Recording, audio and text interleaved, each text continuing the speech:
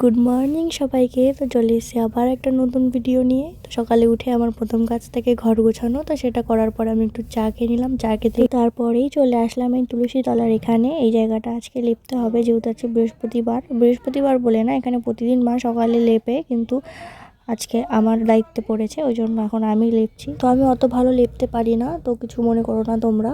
তো তারপরে চলে আসলাম এখানে পুজোর বাসন মাজতে। তো বাসন টাসন মাজার পরে সেগুলো আমি আবার মুছে টুছে, যাতে দাগ না হয়, আর জল থাকলে না দাগ হয়ে যায় প্রচুর, তো রেখে দিয়ে তারপর আমি ঝট করে স্নানটা সেরে আসলাম। আর যেহেতু এখন শীতকাল, তো স্নান করে এসেই আগে মুখে ময়শ্চারাইজার, ঠোঁটে লিপ বাম লাগাতে হয়। তো তারপরে এই যে আমি বাইরে গিয়ে একটু রোদ্দুরে দাঁড়িয়েছিলাম, খুব ঠান্ডা লাগছিল। তো আমাদের বাড়িতে যেহেতু রাধাকৃষ্ণও আছে, তো আজকে বৃহস্পতিবার জন্য আগে আমি মা লক্ষ্মী ঘরটাই বসাবো আগে, তারপরে রাধাকৃষ্ণকে স্নান করিয়ে নতুন পোশাক পরাতে হবে। তো এই বৃহস্পতিবার দিনটা না পুজো দিতে আসলে অনেকক্ষণ টাইম লেগে যায়।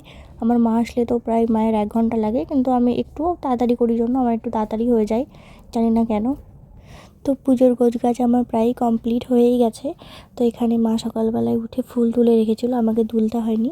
তারপরে আমি রাধারানী আর কৃষ্ণকে স্নান করিয়ে নিয়েছিলাম, তো সেই ক্লিপটা নেওয়া হয়নি। তো এরপরে আমি নতুন নতুন পোশাক পরিয়ে নিলাম, আর আজকে না দুজনকে সেম পোশাক পরাবো। তো দেখো কেমন লাগছে দুজনকে। তো এখন আমার পুজো হয়ে গেছে, তো কেমন লাগছে তোমরা জানিও। আর আমার ভিডিও ভালো লাগলে লাইক, কমেন্ট, শেয়ার, আর আমার চ্যানেলটাকে অবশ্যই সাবস্ক্রাইব করে দিও। টাটা।